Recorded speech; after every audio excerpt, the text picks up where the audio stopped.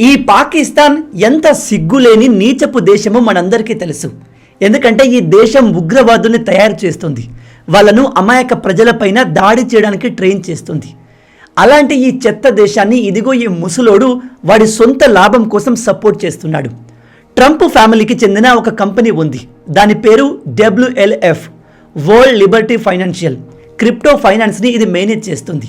ఈ company Pakistani crypto కౌన్సిల్తో ఒక business deal sign చేసింది. దీని ద్వారా ఈ కంపెనీకి భారీగా డబ్బు రాబోతుంది. అందుకే ఈ ట్రంప్ గాడు పాకిస్తాన్కి సపోర్ట్ చేస్తున్నాడు. నిజం చెప్తున్నాను, ప్రజెంట్ ఈ ట్రంప్ ఎలాంటి వాడు అంటే వీన్ని ఎవడు పొగిడితే వాడు మంచోడు, ఎవరు ఇతనితో రూడ్గా మాట్లాడినా ఇతని క్వశ్చన్ చేసినా మనోడికి నచ్చదు. అలా మాట్లాడిన దేశం పైన మనుషులపైన కోపంతో యాక్షన్ తీసుకుంటున్నాడు. పాకిస్తాన్ ఎలాగో ఒక చిల్లర కంట్రీ, వాళ్ళ దగ్గర కోల్పోవడానికి ఏది లేదు. అండ్ వీళ్ళపైన ట్రంప్ టారిఫ్ వేసినా బొచ్చు మిగిలేదేమీ ఉండదు. కానీ పాకిస్తాన్కి అమెరికా డబ్బు అవసరం. ఎందుకంటే పాకిస్తాన్ అంటేనే దేశం దేశం వెళ్ళి డబ్బు అడుక్కునే కంట్రీ. అందుకోసమని ఈ పాకిస్తాన్ ఇప్పుడు అమెరికా బూటు నాకుతుంది. ఎస్, ఈ విషయాన్ని నేను కాన్షియస్గానే చెప్తున్నాను. ప్రజెంట్ పాకిస్తాన్ చేసే పనులన్నీ అలాగే ఉన్నాయి. అయితే నిన్న పాకిస్తాన్ ప్రైమ్ మినిస్టర్ అయిన ఈ చిల్లరగాడు షాబాజ్ షరీఫ్ యునైటెడ్ నేషన్లో నిలబడి నోటికి వచ్చినట్టుగా వాగాడు. అక్కడ కూడా వీడు ట్రంప్ బూటు నాకే పనులే చేశాడు. కానీ వీడు మన ఇండియాని కొన్ని విషయాల్లో టార్గెట్ చేశాడు. వీడు అంటున్నాడు, మొన్న జరిగిన ఆపరేషన్ సింధూర్లో పాకిస్తాన్ మన పైన గెలిచిందట, మన ఫైటర్ జెట్స్ని వీళ్ళు కూల్చేశారంట. ఇంకా చాలా చెత్త వాగుడు వాగాడు. అయితే వీడు చెప్పినవన్నీ అబద్ధాలే, వాటిని మనం ఇప్పుడు ఎక్స్పోజ్ చేద్దాం. ఇలా చెప్పడానికి నాకు చాలా బాధగా ఉంది. కానీ మన దేశ దౌర్భాగ్యం ఏమిటంటే మన దేశంలో ప్రజెంట్ ఉన్న కొంతమంది పాకిస్తాన్ని సపోర్ట్ చేస్తారు. వాళ్ళు మన ఇండియా పైన ఎన్ని ఉగ్రదాడులు చేసినా, మన దేశానికి అగెన్స్ట్గా ఎన్ని కుట్రలు చేసినా కొంతమంది మన ఇండియన్స్ ఈ చిల్లర్ నా కొడుకుని పాకిస్తాన్ని సపోర్ట్ చేస్తూనే ఉంటారు. అలాంటి వాళ్ళు ఈ వీడియోను చూస్తుంటే పూర్తిగా చూడండి. మీరు సపోర్ట్ చేసే ఆ చిల్లర దేశాన్ని నేను ఇప్పుడు ఎక్స్పోజ్ చేయబోతున్నాను. ప్రతి సంవత్సరం సెప్టెంబర్ 9 నుంచి UNGA, United nation general assembly meetings జరుగుతాయి. అందులో వరల్డ్ వైడ్గా వివిధ దేశాల లీడర్స్ వచ్చి డిబేట్ చేస్తారు. ఇవాళ అంటే సెప్టెంబర్ 27వ తేదీన మన ఇండియా తరపున జయశంకర్ గారు మాట్లాడబోతున్నారు. ఆయన ఏం మాట్లాడతారు అని నేను కూడా చాలా ఆతృతగా ఎదురు చూస్తున్నాను. అయితే నిన్న పాకిస్తాన్కి చెందిన ప్రైమ్ మినిస్టర్కి మాట్లాడే అవకాశం వచ్చింది. ఇక వీడు ఏం మాట్లాడాడో 1 by 1 డీటెయిల్గా చూద్దాం. నెంబర్ 1, ఫస్ట్ వీడు మేము ఇండియాతో జరిగిన యుద్ధంలో గెలిచాము అని ప్రకటించుకున్నాడు. వీళ్ళు మన ఇండియాకు చెందిన 7 ఫైటర్ జెట్లను కూల్చారు అంట. ఈ చిల్లరగాడు కొన్ని రోజుల ముందే 5 ఫైటర్ జెట్లు అని చెప్పాడు. అండ్ ప్రజెంట్ క్రికెట్ ఆడుతున్న వీళ్ళ పిచ్చగుంట్ల టీం మెంబర్స్ 6 ఫైటర్ జెట్లు అంటూ ఆడియన్స్ని ఎగతాళి చేస్తున్నారు. అండ్ ఇప్పుడేమో వీడు 7 అంటున్నాడు. అంటే వీళ్ళ ఇష్టం, నోటికి వచ్చింది మాట్లాడతారు. కొన్ని రోజుల తర్వాత 50 అని కూడా చెప్తారు. ఎందుకంటే వీళ్ళు చెప్పేవన్నీ అబద్ధాలే కాబట్టి నంబర్తో ఏముంది అని ఎవడికి నచ్చింది వాడు ఫాలో అయిపోతున్నాడు. నిజం చెప్పాలంటే మన ఇండియన్ ఆర్మీ బ్రహ్మోస్ మిసైల్స్తో పాకిస్తాన్ని టార్గెట్ చేసి డిస్ట్రాయ్ చేస్తున్నప్పుడు వీడు ఇంకో చెంచాగాడు ఆసిఫ్ మునీర్ గాడు ఇద్దరు బంకర్లో దాక్కున్నారు. మనం ఆ అటాక్స్ని ఆపే వరకు వీళ్ళు బయటకు రాలేదు. అలాంటి ఈ లుచ్చగాళ్ళు ఇప్పుడు మేము ఇండియా పైన గెలిచాము అని చెప్పుకుంటున్నారు. నెంబర్ 2, పాకిస్తాన్ ప్రజెంట్ ఏ మతాన్ని ఫాలో అవుతుందో మనందరికీ తెలుసు. ప్రపంచవ్యాప్తంగా ఎక్కువగా ఉగ్రవాదులు ఏ ఐడియాలజీ నుంచి వస్తారో కూడా మనందరికీ తెలుసు. ప్రజెంట్ ప్రపంచంలో ఉన్న అతిపెద్ద ఉగ్రవాదుల హబ్ ఏదైనా ఉంది అంటే అది పాకిస్తాన్. ఈ విషయం అమెరికాలో ప్రతి ఒక్కరికి తెలుసు. ఎందుకంటే పాకిస్తానే ఒసామా బిన్ లాడెన్ని దాదాపు 10 సంవత్సరాలు తమ దేశంలో దాచిపెట్టింది. అలాంటిది ఈ చిల్లరగాడు అంటాడు ఇండియాలో హిందుత్వ ఐడియాలజీ చాలా ఎక్కువ అవుతుంది, ఇది మా పాకిస్తాన్కి చాలా ప్రమాదం, పాకిస్తాన్కే కాదు ఎంటైర్ వరల్డ్కి ప్రమాదం అని చెప్తున్నాడు. మీరు ర్యాండమ్గా గూగుల్కి వెళ్ళి టెర్రరిస్ట్ అటాక్స్ గురించి సెర్చ్ చేయండి. అవి చేసిన వాళ్ళ పేర్లు చూడండి, ఆ తర్వాత వాళ్ళ నేషనాలిటీ చూడండి. మ్యాక్సిమం పాకిస్తాన్ వాళ్ళు లేదా వాళ్ళు ఫాలో అయ్యే ఐడియాలజీ వాళ్ళే ఉంటారు. కానీ వీడు మాత్రం హిందుత్వాన్ని బ్లేమ్ చేస్తున్నాడు, లుచ్చాగాడు. నెంబర్ 3, పెహల్గామ్లో అటాక్ చేసింది పాకిస్తాన్కి చెందిన ఉగ్రవాద సంస్థ. ఈ విషయాన్ని ఇండియా పక్కాగా ఎవిడెన్స్తో ప్రూవ్ చేసింది. అండ్ ఈ అటాక్ చేసిన ఆ కుక్కల్ని పాకిస్తానీ ఉగ్రవాదుల్ని కుక్కలతో పోలిస్తే కుక్కలకే అవమానం, చీడ పురుగులు అని కూడా చెప్పలేము, పురుగులకు అవమానం. మొత్తంగా ఆ ఉగ్రవాదుల్ని వేటాడి మన ఇండియన్ ఆర్మీ చివరికి అంతం చేసింది. దిక్కులేని చావును చచ్చారు వాళ్ళు. అలాంటిది ఈ లుచ్చగాడు చెప్తాడు, మాకు ఈ అటాక్తో ఎటువంటి సంబంధం లేదు, దీన్ని ఇండియా వాళ్ళే కావాలని పొలిటికల్ గెయిన్ కోసం చేశారు అని చెప్తున్నాడు. నెంబర్ 4, ఇది చాలా ఇంపార్టెంట్.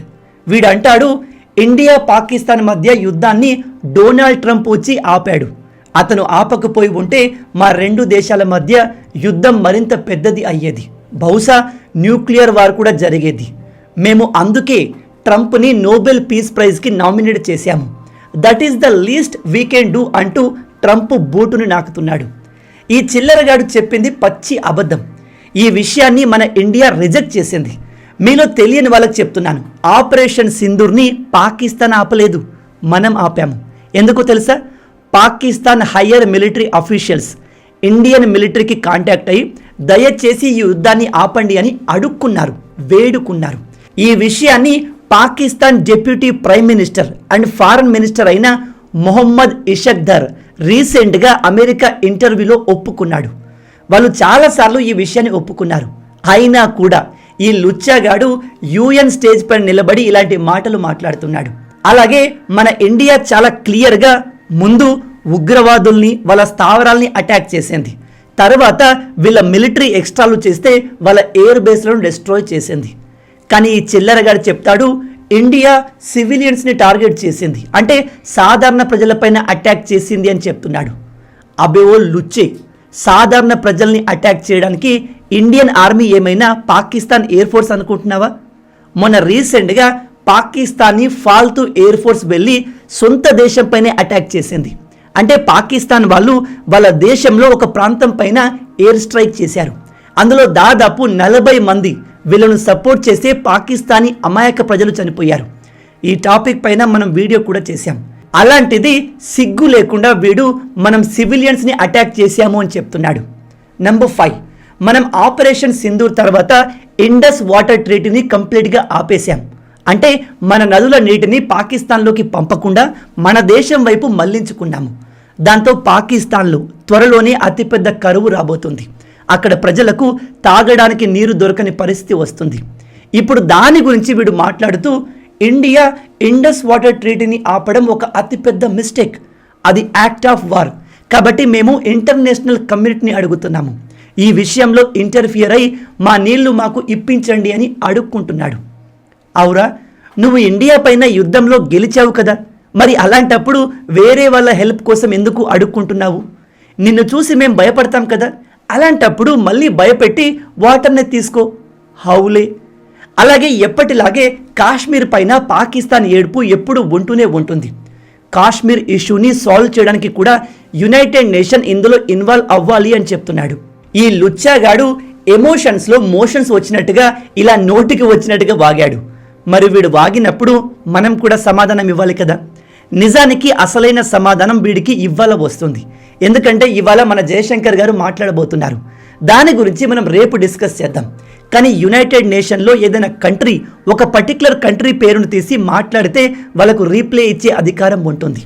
అయితే ఈ చిల్లరగాడి మాటలకు మన ఇండియన్ డిప్లొమాట్ అయిన పీతల్ గేలట్ గారు చాలా బ్రిలియంట్గా బ్రూటల్గా ఆన్సర్ ఇచ్చారు. ఆమె వీడియోని నేను ఇక్కడ కంప్లీట్గా ప్లే చేయలేను, కాపీ రైట్స్ వస్తాయి. కాబట్టి ఆమె ఏం చెప్పారో క్లియర్గా ఎక్స్ప్లెయిన్ చేస్తాను, జాగ్రత్తగా వినండి. ఈమె తన స్పీచ్ని స్టార్ట్ చేస్తూనే పాకిస్తాన్ ప్రైమ్ మినిస్టర్ అసలు ఎటువంటి అర్థం లేని మాటలు మాట్లాడుతున్నారు అని చెప్పింది. పాకిస్తాన్ మేము ఉగ్రవాదులపై పోరాడుతున్నాము అని చెప్పుకోవడం సిగ్గుచేటు. ఎందుకంటే అతిపెద్ద ఉగ్రవాది అయిన ఒసామా బిన్ లాడెన్ని తమ దేశంలో వీళ్ళు 10 సంవత్సరాలు దాచిపెట్టారు. ఒకవేళ వీళ్ళు ఉగ్రవాదంపై పోరాడుతుంటే మరి మేము మా పైన దాడి చేసిన పెహల్గామ్ అటాక్ చేసిన TRF ది రెసిస్టెంట్ ఫ్రంట్ని ఉగ్రవాద సంస్థగా ప్రకటించమని యునైటెడ్ నేషన్లో మీటింగ్ పెట్టినప్పుడు పాకిస్తాన్ ఎందుకు ఆ ఉగ్రవాదుల్ని కాపాడే ప్రయత్నం చేసింది? పాకిస్తాన్ అంటేనే ఉగ్రవాదం, వీళ్ళు ఉగ్రవాదాన్ని గ్లోరిఫై చేస్తారు అని బ్రూటల్గా చెప్పింది. పాకిస్తాన్ మినిస్టర్లే స్వయంగా మేము ఉగ్రవాదులతో అనేక సంవత్సరాల నుంచి పనిచేస్తున్నాము అని ఒప్పుకున్నారు. మీకు తెలిసే ఉంటుంది, పాకిస్తాన్ డిఫెన్స్ మినిస్టర్ అయిన ఖ్వాజా ఆసిఫ్ మేము అనేక సంవత్సరాల నుంచి ఉగ్రవాదులతో పనిచేస్తున్నాము, అమెరికా డర్టీ వర్క్ని మేము చేస్తాము అని ఓపెన్గా అడ్మిట్ చేశాడు. మీరు ఈ ఆర్టికల్లో చూడవచ్చు. ఈ పాకిస్తాన్ వాళ్ళు ఇలాంటి చిల్లర మాటలు మాట్లాడతారు అని మాకు ముందే తెలుసు, కానీ ఏకంగా ఆ దేశ ప్రైమ్ మినిస్టర్ కూడా అలాంటి వాడే అని తెలిసి డిసప్పాయింట్ అవుతున్నాము అని బ్రూటల్గా రిప్లై ఇచ్చింది. వీళ్ళు మాపై యుద్ధాన్ని గెలిచాము అని చెప్తున్నారు, కానీ మేము పాకిస్తాన్ని చిత్తుగా ఓడించిన photos, videos, even Google satellite images కూడా పబ్లిక్గా అవైలబుల్ ఉన్నాయి. దాన్ని బట్టి మీరు ఎవరిని గెలిచారో ఈజీగా అర్థం చేసుకోవచ్చు. ఒకవేళ సొంత దేశ మిలిటరీ అండ్ ఎయిర్ బేస్లు కంప్లీట్గా డిస్ట్రాయ్ అవ్వడాన్ని పాకిస్తాన్ విక్టరీ అనుకుని సెలబ్రేట్ చేసుకుంటాము అనుకుంటే మాకు ఎటువంటి ప్రాబ్లం లేదు. అలాంటి విక్టరీని వాళ్ళు ఎంజాయ్ చేయవచ్చు అని చెప్పింది. మా ఇండియన్ ఫోర్సెస్ పాకిస్తాన్లో అంతం చేసిన ఉగ్రవాదుల అంత్యక్రియలకి Pakistan top ministers and military officials వెళ్ళిన ఫోటోలు కూడా పబ్లిక్గా అవైలబుల్ ఉన్నాయి. అలాంటి చెత్త కంట్రీ ఈ పాకిస్తాన్. చివరగా పాకిస్తాన్ ప్రైమ్ మినిస్టర్ ఇండియాతో పీస్ కావాలి అని చెప్తున్నాడు. ఒకవేళ ఇతను ఆ మాటల్ని సీరియస్గా చెప్పి ఉంటే దానికి ఒక బెస్ట్ వే ఉంది. ఒకటి, పాకిస్తాన్ ఇమీడియట్గా వాళ్ళు రన్ చేస్తున్న ఉగ్రవాద సంస్థలన్నింటినీ ఆపేయాలి అండ్ మా పైన దాడి చేసిన మా ఇండియాలో మోస్ట్ వాంటెడ్గా ఉన్న ఉగ్రవాదుల్ని మాకు అప్పజెప్పాలి అని చెప్పింది. అలాగే ఇతర మతాలపైన హేట్, మైనారిటీస్ పైన అఘాయిత్యాలు చేసే పాకిస్తాన్ లాంటి దేశానికి మా భారత్ ఫేత్ గురించి మాట్లాడే అధికారం లేదు. పాకిస్తాన్ మాటలు వింటుంటే వీళ్ళు తమ ముఖాన్ని అద్దంలో చూసుకొని చాలా రోజులవుతుంది అనిపిస్తుంది. ఇండియా పాకిస్తాన్ మధ్య గొడవల్ని కేవలం బైలాటరల్గా మాత్రమే, అంటే రెండు దేశాలు కలిసి డిస్కస్ చేసి మాత్రమే రిజాల్వ్ చేసుకోవాలి. థర్డ్ పార్టీకి అనుమతి లేదు. అది వేరే దేశం కావచ్చు, యునైటెడ్ నేషన్ అయినా కావచ్చు. ఉగ్రవాదుల విషయానికి వస్తే భారత్ ఉగ్రవాదుల్ని వదిలిపెట్టదు, వాళ్ళను సపోర్ట్ చేసే వాళ్ళను కూడా వదిలిపెట్టదు అని ఈమె స్ట్రాంగ్గా యునైటెడ్ నేషన్లో స్పీచ్ని అదరగొట్టింది. ఈమె ఇచ్చిన రీప్లేని పాకిస్తాన్ వాళ్ళు వింటే సిగ్గుతో తలదించుకుంటారు. ఈ లుచ్చాగాడికి ఇంత ఇంగ్లీష్ అర్థమవుతుందో లేదో నాకు తెలియదు, బట్ అర్థమైతే మాత్రం వీడికి తల ఎక్కడ పెట్టుకోవాలో అర్థం కాదు. మొత్తంగా ఈ లుచ్చాగాడు మన ఇండియా గురించి, మన ఆర్మీ గురించి, మన రిలీజియన్ గురించి మాట్లాడిన ప్రతి మాటకి ఈ ఆడపులి పీతల్ గెహ్లోట్ పాకిస్తాన్ చంప పగిలేలాగా ఆన్సర్ ఇచ్చింది. రాబోయే రోజుల్లో ఇండియాకు కాస్త డిఫికల్ట్ డేస్ ఉండబోతున్నాయి. ఎందుకంటే ఈ ట్రంప్ గాడు వాళ్ళ దేశం కంటే సొంత ప్రయోజనాలకి ఎక్కువ ప్రయారిటీ ఇస్తున్నాడు. వీడు తన ఫ్యామిలీ బిజినెస్ కోసం పాకిస్తాన్ని వాడుకుంటున్నాడు. పాకిస్తాన్ ఏమో వాళ్ళకు కావలసిన కొద్దో గొప్ప షేర్స్ కోసం వీడి కాళ్ళు పట్టుకుంటుంది. ఆబ్వియస్లీ మన ఇండియా ఎవరికి తలవంచదు. ట్రంప్ గాడి మెప్పు కోసం పాకిస్తాన్ లాగా యుద్ధాన్ని ఆపింది ట్రంపే అని మనం అబద్ధం చెప్పలేము. అందుకే ప్రజెంట్ ట్రంప్కి మనకు పడట్లేదు. కానీ గుర్తుపెట్టుకోండి, ట్రంప్ ఎలాంటి వాడు, పాకిస్తాన్ ఎలాంటి దేశమో ప్రపంచం మొత్తానికి తెలుసు. మనం ప్రజెంట్ ట్రంప్కి అగెన్స్ట్గా నిలబడి పోరాడుతున్న తీరుని ప్రపంచ దేశాలు గమనిస్తున్నాయి. వాళ్ళు ఇప్పుడు ట్రంప్కు భయపడి బయట చెప్పకపోయినా రాబోయే రోజుల్లో ఇండియా స్టేటస్ వరల్డ్ వైడ్గా పెరగబోతుంది. ఎంతో అభివృద్ధి చెందిన యూరోపియన్ దేశాలే ట్రంప్ ముందు తల వంచాయి, కానీ ఇండియా ఎదిరించి నిలబడింది. ఈ విషయాన్ని ఎన్నటికీ మర్చిపోకండి. కానీ మన దేశంలో ఉన్న అపోజిషన్ పార్టీలు ప్రతి విషయంలో ఏదో ఒక ఫేక్ న్యూస్ని క్రియేట్ చేసి మన ప్రధాని చాలా వీక్, మన ఇండియన్ గవర్నమెంట్ వీక్ అంటూ ప్రజల్ని మిస్లీడ్ చేస్తున్నారు. ఒక లుచ్చాగాడైతే మన దేశ ఎక్స్టర్నల్ మినిస్టర్ అయిన జయశంకర్ గారికి సరిగా పనిచేయడం రాదు, రిజైన్ చేయమని చెప్తున్నాడు. నేను మీ అందరికీ చెప్తున్నాను, ఫోన్లో ఇంటర్నెట్ ఉన్నవాడు ప్రతి ఒక్కడు ఈ కాలంలో ఎక్స్పర్ట్ లాగా బిహేవ్ చేస్తున్నాడు. ఎటువంటి జ్ఞానం లేని వాళ్ళు కూడా గవర్నమెంట్ని ఎలా రన్ చేయాలో నీతులు చెప్తున్నారు.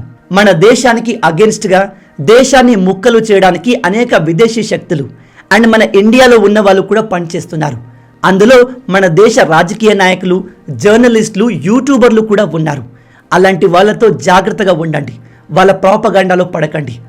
దేశానికి అగెన్స్ట్గా ఎటువంటి న్యూస్ వచ్చినా వెంటనే నమ్మకండి. మన లదాఖ్లో ఒక బాగా చదువుకున్న తెలివైన పర్సనే అక్కడి యూత్ని రెచ్చగొట్టి నేపాల్ లాంటి పరిస్థితులు ఇండియాలో క్రియేట్ చేద్దామని ప్రయత్నించాడు. కాబట్టి అలాంటి వాళ్లకు దూరంగా ఉండండి. యూత్ అందరికీ చెప్తున్నాను, ఎస్పెషల్లీ జంజీలకి, ఇలాంటి వాళ్ళ మాటలు విని వాళ్ళ ఇన్ఫ్లుయెన్స్లకి వెళ్ళకండి. వాళ్ళు చెప్పిన మాటలు నిజమో కాదో వెరిఫై చేయండి, ఆ తర్వాతే డిసిషన్ తీసుకోండి.